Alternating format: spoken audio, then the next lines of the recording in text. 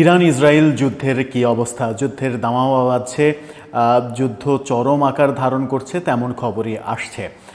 Israel ইরানের বিভিন্ন গুরুত্বপূর্ণ স্থাপনায় হামলা করেছে, এমনকি একটি বিমানবন্দরে পর্যন্ত হামলার ঘটনা সর্বশেষ যেটা দেখা গেছে সেই ঘটনা থেকে জানা গেছে।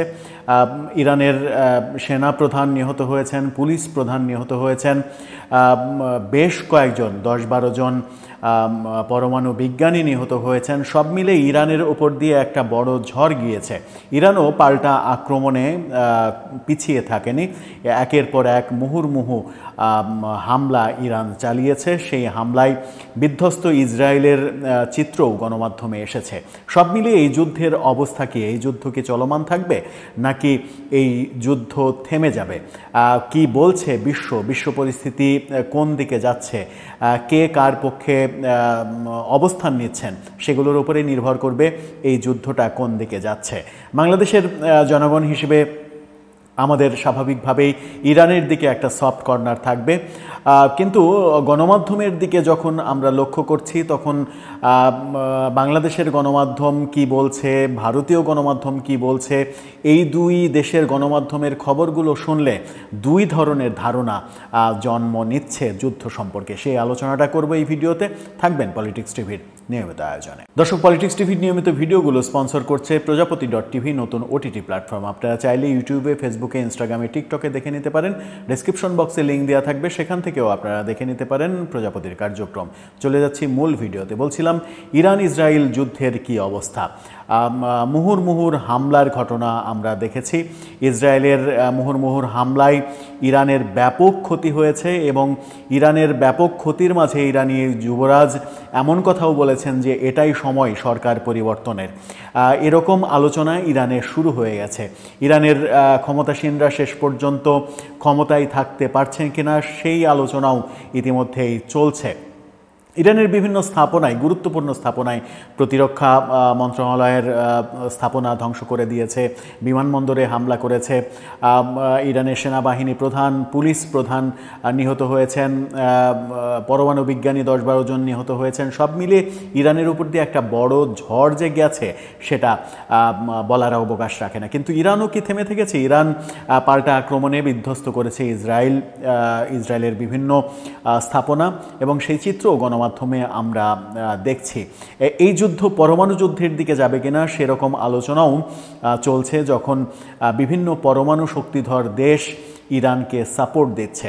ইসরায়েলের পক্ষে কি সরাসরি অবস্থান নিচ্ছে আমেরিকার প্রেসিডেন্ট ডোনাল্ড ট্রাম্পের অবস্থানই বা কি? সেই অবস্থানটা নিয়েই মূলত আলোচনা করব। তার আগে বলে দিই যে আমরা বাংলাদেশিরা মুসলিম হিসেবে ইরানের পক্ষে অবস্থান করব মানসিকভাবে, সেটাই স্বাভাবিক, কিন্তু রাষ্ট্রীয়ভাবে কোনো পক্ষে অবস্থানের কোনো অবকাশ নেই। কারণ যুদ্ধের দামামা বাজলে কারো পক্ষে সরাসরি অবস্থান গ্রহণ করলে কোনো দেশ, সেই দেশও ক্ষতিগ্রস্ত হতে পারে। সুতরাং বুদ্ধিমানের কাজ হবে যে কূটনৈতিকভাবে একটা নিউট্রাল অবস্থানে থাকা। সরকার সেটাই করবে বলে অন্তত জনগণের প্রত্যাশা। জনগণ এক অর্থে ইরানকে সাপোর্ট দেবে মুসলিম সফট কর্নার থেকে, সেটাই স্বাভাবিক। কিন্তু গণমাধ্যমের দিকে তাকালে কি দেখা যাচ্ছে? গণমাধ্যমের দিকে তাকালে দেখা যাচ্ছে দুই দেশই পাল্টাপাল্টি হামলা করছে, দুই দেশেরই ক্ষতি হয়েছে। কিন্তু বাংলাদেশের গণমাধ্যমের খবর দেখলে মনে হচ্ছে যে ইরান যুদ্ধে বিজয়ী হয়ে গেছে।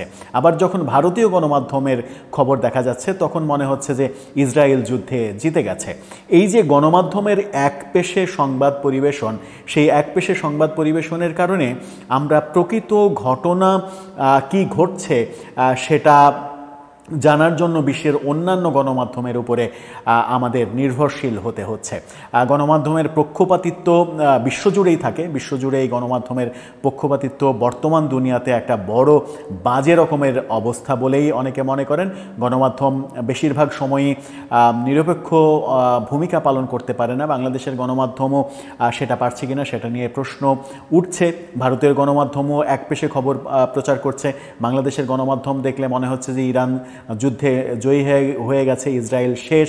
এরকম পরিস্থিতিতে আদৌ অবস্থাটা কি? আদৌ বিশ্ব গণমাধ্যম পর্যালোচনা করলে যেটা দেখা যায় সেটা হচ্ছে যে ইসরায়েলের হামলাই সবথেকে বেশি ক্ষতিগ্রস্ত হয়েছে ইরানের স্থাপনাগত ক্ষতি যেমন হয়েছে, তেমনি ইরানের সবথেকে বড় সম্পদের ক্ষতি হয়েছে সেটা হচ্ছে মানব সম্পদ।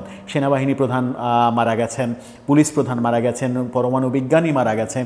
এটা একটা বড় ক্ষতি। এই ক্ষতি পুষিয়ে ওঠা ইরানের জন্য বেশ কঠিনই হবে। অন্যদিকে ইসরায়েলের উপর ইরান যে ব্যালিস্টিক হামলা সহ নানা রকমের হামলা চালাচ্ছে এবং এরকম গুঞ্জনও চলছে যে পরমাণু হামলা চালাতে পারে ইরান, সেটা যদি হয় তাহলে শেষ পর্যন্ত ইসরায়েলের অবস্থা কোন দিকে যাবে সেটাও একটা বড় প্রশ্ন। এরকম অবস্থায় যুদ্ধের দামামা যখন চলছে, আমরা যখন এই আলোচনা করছি তখনও মুহুর্মুহুর আক্রমণ, পাল্টা আক্রমণের ঘটনা আমরা দেখছি গণমাধ্যমে। সেরকম অবস্থায় যুক্তরাষ্ট্রের প্রেসিডেন্ট ডোনাল্ড ট্রাম্প আশাবাদ ব্যক্ত করেছেন যে এই যুদ্ধ থেমে যাবে। তিনি বলেছেন যে ইরান এবং ইসরায়েল শান্তি চুক্তি করবে। তিনি ট্রুথ সোশ্যাল প্ল্যাটফর্মে দেয়া এক পোস্টে লিখেছেন, ইরান ও ইসরায়েলকে একটি চুক্তিতে আসা উচিত এবং তারা তা করবেই, যেমনটা আমি ভারত ও পাকিস্তানের মধ্যে করিয়েছিলাম। ভারত এবং পাকিস্তানের যুদ্ধ থামানোর ক্রেডিট তিনি নিয়েছেন। ক্রেডিট কিছুটা রয়েছে, কারণ ভারত পাকিস্তানকে এক ধরনের মধ্যস্থতা করে আমেরিকাই মূলত যুদ্ধটা থামিয়েছে। এটা আসলে অস্বীকার করার উপায় নেই। তেমন মধ্যস্থতা কি আমেরিকা করবে এই ক্ষেত্রে? কিন্তু আমেরিকা যদি মধ্যস্থতা করতে চায় তাহলে কি ইরান শুনবে সেই কথা? কারণ ইরান স্পষ্টভাবেই অভিযোগ করতে শুরু করেছে যে আমেরিকা ইসরায়েলের পক্ষে অবস্থান নিচ্ছে এবং সেটা যদি করে তাহলে কাউকেই ইরান ছেড়ে কথা বলবে না। এরকম অবস্থায় তিনি এই আশাবাদ ব্যক্ত করেছেন। এটা নিয়ে একটা CNN খবরও প্রচার করেছে। এতে বলা হয়েছে, ট্রাম্প আরও দাবি করেন বর্তমানে দুই পক্ষের মধ্যে অনেক ফোনালাপ ও বৈঠক চলছে যা যুদ্ধবিরতির পথ প্রশস্ত করতে পারে। তিনি তার প্রথম প্রেসিডেন্সি মেয়াদে সার্বিয়া, কাসাভো ও মিশর, ইথিওপিয়ার মতো দীর্ঘকালীন বিরোধের কথাও তুলে ধরেছেন। ওইসব যুদ্ধ সমাধানে তিনি ভূমিকা রেখেছেন বলে দাবি করেছেন। ট্রাম্প লিখেছেন, আমরা খুব শিগগিরই ইসরায়েল ও ইরানের মধ্যে শান্তি দেখতে পারবো। এখন বহু ফোন ও মিটিং চলছে। তিনি আরও বলেছেন, আমি অনেক কিছু করি কিন্তু কখনোই কৃতিত্ব পাই না, তবে ঠিক আছে, জনগণ বোঝে।